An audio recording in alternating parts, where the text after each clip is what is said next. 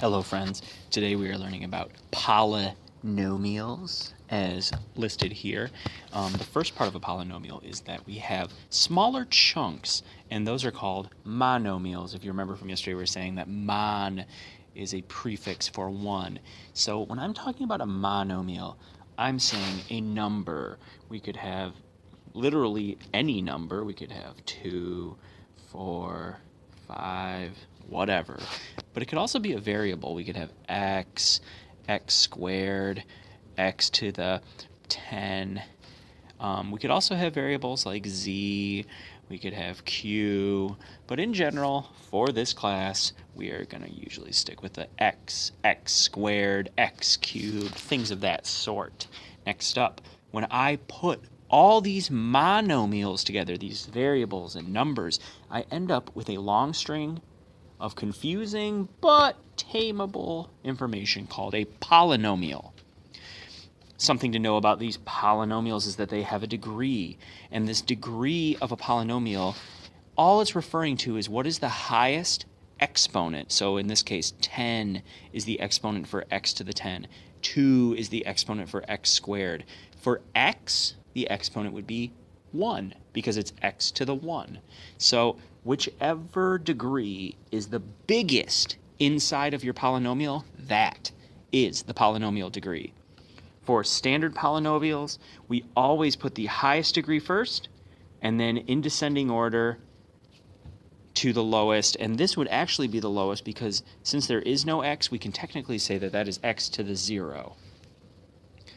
And remember, an exponent to the power of that is your exponent.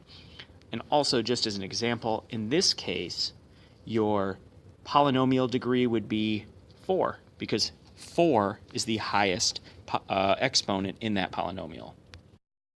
Something else of note is that depending on the degree of your polynomial, you can have odd or even.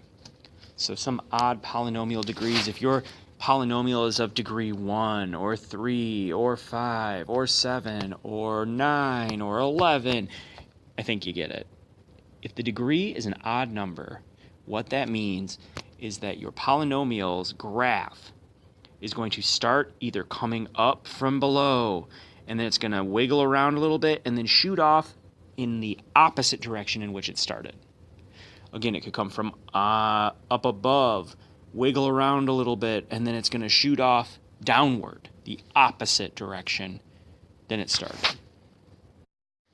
Just like we have odd polynomials, we have even polynomials. So if your polynomial is of degree 2, 4, 6, 8. Want me to keep going? Me neither. So all this means is that if your degree of polynomial is an even number, 2, 4, 6, 8, 10, 12, whatever it is, you are going to have your graph start coming down from above, wiggle around a little, and then shoot off in the same direction it came in. Samesies if it's a negative, we're going to start from below, come up, wiggle around, and then go back downward.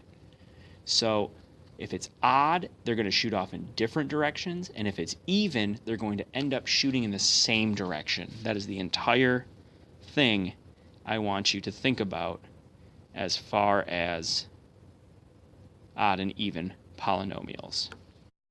Last but not least, the only thing I can think about for this chapter is that the book tells you to evaluate the function for the given x quite a bit, and in book talk, this is just saying plug it in.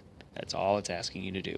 So for number 5 here, if I were to evaluate the function for the given value of x, well, number 5 told us that x is equal to -1, and therefore I would plug in -1 in place of all my x's, right?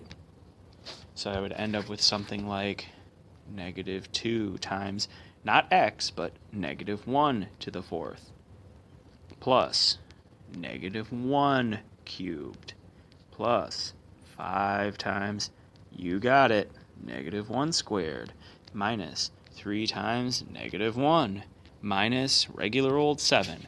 And then, using the dark arts of algebra, I would evaluate all of this and get the answer at the given x value, which in this case is -1. If we were doing number 6, our x values would become -6. And if we were doing number 7, weird coinky dink, all of our x values would become a 7. This has been really, really fun, you guys.